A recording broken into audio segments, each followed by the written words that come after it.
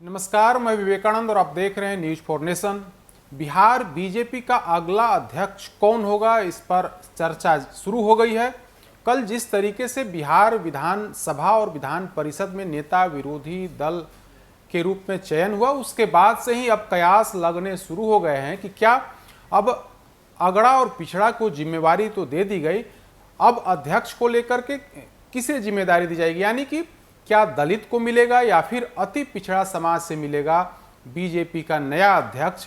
इसको लेकर के चर्चा का बाजार गर्म है। पार्टी के अंदर इस पर तरह तरह के कयास लगाए जा रहे हैं, लेकिन कहा जा रहा है कि बिहार बीजेपी इस बार फूंक फूंक करके कदम रख रही है, क्योंकि जिस तरीके से सत्ता से बेदखल हुई है, नीतीश कुमार ने भारतीय जनता पार्टी को सरकार से बाहर कर दिया है और तेजस्वी यादव के साथ मिलकर के बिहार में नई सरकार बनाई है। तो ऐसी स्थिति में भारतीय जनता पार्टी के लिए बिहार में राजनीति करना साधारण काम नहीं बल्कि मुश्किल भरा काम है। तो वैसी स्थिति में बीजेपी फूंक फूंक करके कदम रख रही है और कहा जा रहा है कि बिहार में सोशल इंजीनियरिंग जो अब तक नीतीश कुमार लालू प्रसाद यादव करते आ रहे थे, भारतीय जनता पार्टी भी कुछ उसी तर्ज पर चलेगी और सभी समाज को साधने की कोशिश, अपर कास्ट से लेकर के पिछड़ा, अति पिछड़ा, फिर दलित, इन तमाम जातियों को साधने की कोशिश होगी।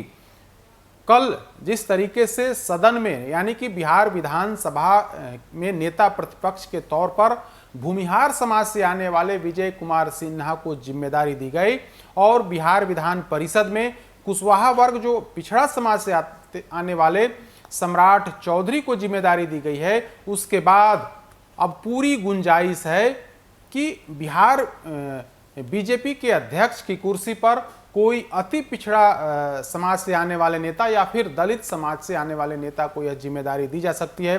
बिहार बीजेपी या फिर जो राष्ट्रीय नेतृत्व है वो इन तमाम बातों पर समीक्षा कर रहा है, विचार कर रहा है और आने वाले दिनों में इस पर निर्णय लिया जाएगा। आज उत्तर प्रदेश में बीजेपी के नए अध्यक्ष की घोषणा हो गई है।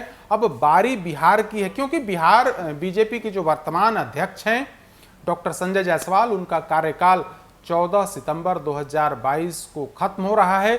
अब 1 महीने से भी कम का समय रह गया है।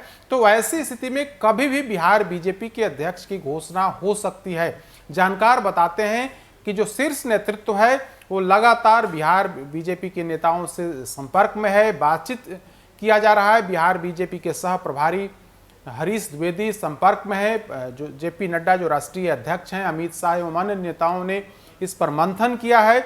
बिहार बीजेपी के हाल ही में कई बड़े नेता दिल्ली में गए थे और वहां पर कोर कमेटी की बैठक हुई थी। उस बैठक में बिहार के ताजा राजनीतिक घटनाक्रम पर चर्चा हुई थी। लेकिन कल जिस तरीके से बिहार विधानमंडल में नेता की घोषणा हुई, उसके बाद आज से यह चर्चा शुरू हो गई है कि आखिर बिहार बीजेपी के अध्यक्ष की कुर्सी किन्हें दी जाएगी। तो इस लिस्ट में, इस रेस में 4 नेताओं के नाम दर्ज हैं। हम आपको उसके बारे में उन तमाम नेताओं के बारे में बताएंगे कि आखिर इन्हें अध्यक्ष की कुर्सी क्यों दी जा सकती है। तो सबसे पहले, क्योंकि अपर कास्ट और पिछड़ा वर्ग, सम्राट चौधरी पिछड़े वर्ग से आते हैं और विजय सिन्हा अपर कास्ट से आते हैं, तो इन 2 लोगों की भूमिका या भागीदारी तो बीजेपी में हो गई। लेकिन अब वक्त है, यानी कि अब जो है अति पिछड़ा और दलित की बारी है। तो अति पिछड़ा समाज से जिन 2 नेताओं के नाम की चर्चा है, उसमें पहले नंबर पर अजय निषाद के नाम की चर्चा है। अजय निषाद बीजेपी के वरिष्ठ नेता हैं। 2 दफे यानी कि 2014 से लेकर के अब तक मुजफ्फरपुर से सांसद हैं। इनके पिता वरिष्ठ पूर्व केंद्रीय मंत्री रहे हुए हैं। अति पिछड़ा समाज जो मल्लाह समाज से आते हैं और उसमें कहीं ना कहीं इन लोगों की, इस परिवार की अच्छी पकड़ रही है और इसका फायदा कहीं ना कहीं वहां चुनाव में उन्हें मिलते हुए दिखा। हालांकि बोचहां चुनाव में अजय निषाद की पूरी ताकत झोंकने के बाद भी भारतीय जनता पार्टी की वहां हार हुई थी। मल्लाह वोटरों ने मुकेश सहनी को अपना नेता माना था और उन्हें, उनके कैंडिडेट को वोट किया था। लेकिन फिर भी भारतीय जनता पार्टी अजय निषाद पर दांव लगा सकती है। अजय निषाद के बहाने जो मल्लाह वोटर हैं, जो निषाद वोटर हैं, उनको साधने की कोशिश, अति पिछड़ा वोटर, क्योंकि इस जाति के वोटरों की संख्या काफ़ी है। उत्तर बिहार के इलाकों में तो इस जाति अधिकांश विधानसभा क्षेत्रों में अच्छी पकड़ है, तो इसका फायदा बीजेपी उठाने की कोशिश कर सकती है। अजय निषाद बिहार बीजेपी के अध्यक्ष बनने की रेस में हैं। दूसरे नाम पर जो अति पिछड़ा समाज से आते हैं, वो दीघा से विधायक संजीव चौरसिया के नाम की चर्चा है। कहा जा रहा है कि संजीव चौरसिया पर भी दांव लगाया जा सकता है। ये वर्तमान में बिहार बीजेपी के महामंत्री हैं। उत्तर प्रदेश में सह प्रभारी के रूप में इन्होंने काम किया है और दीघा से लगातार ये विधायक हैं। ऐसी स्थिति में इनके नाम की भी चर्चा है कि अगर अति पिछड़ा समाज से अध्यक्ष की कुर्सी अगर अति पिछड़ा समाज को दी जाएगी तो उसमें संजीव चौरसिया भी बन सकते हैं। इस तरीके की चर्चा पार्टी के अंदर जारी है। हमने अति पिछड़ा की बात कर ली, दलित की बात कर लेते हैं। दलित में जो एक नाम की चर्चा है वो जनक राम की चर्चा है। कहा जा रहा है कि जनक राम आपको बता दें कि 2014 के लोकसभा चुनाव में जनक राम गोपालगंज से चुनाव लड़े थे। उसके पहले ये बसपा में थे और बसपा से भारतीय जनता पार्टी में आए थे। बीजेपी ने उन्हें सीधे गोपालगंज सुरक्षित सीट से चुनावी मैदान में उतारा। मोदी लहर में चुनाव जीत भी गए। हालांकि 2019 के लोकसभा चुनाव में वो सीट सहयोगी जेडीयू के खाते में चली गई थी और लिहाजा बीजेपी ने अपने सिटिंग कैंडिडेट का टिकट काट दिया था। उसके बाद इन्हें बिहार विधान परिषद का सदस्य बनाया गया। फिर नीतीश कैबिनेट में इन्हें खान एवं भूतत्व विभाग की जिम्मेदारी दी गई। कहा जाता है कि इनका दलितों में अच्छी पकड़ है। जिस जाति से आते हैं उसका वर्चस्व कहीं ना कहीं दलित समाज में है। तो इसको लेकर के जनक राम के नाम की भी चर्चा है कि जनक राम अगर दलित समाज से अध्यक्ष मिला तो उसमें जनक राम हो सकते हैं। इस तरीके की चर्चा पार्टी के अंदर है। हालांकि संजय पासवान के नाम की भी चर्चा। संजय पासवान बिहार विधान परिषद के सदस्य हैं, पूर्व केंद्रीय मंत्री रह चुके हैं। हालांकि जनक राम और संजय पासवान की बात कर लें तो नेतृत्व में कहीं ना कहीं जनक राम के बारे में कहा जाता है कि ये नित्यानंद राय से इनकी नज़दीकी है। पार्टी के जो अन्य वरिष्ठ नेता हैं उनसे इनकी नज़दीकी है और इसका फायदा जनक राम उठा सकते हैं। लेकिन जो हमने 4 नाम बताए, लेकिन जो सबसे चौंकाने वाली बात यह है कि बिहार बीजेपी में बिहार विधानसभा में नेता प्रतिपक्ष की कुर्सी अगड़ा समाज से आने वाले विजय चौधरी को दिया गया। बिहार विधान परिषद में सम्राट चौधरी जो पिछड़ा समाज से आते हैं उन्हें दिया गया।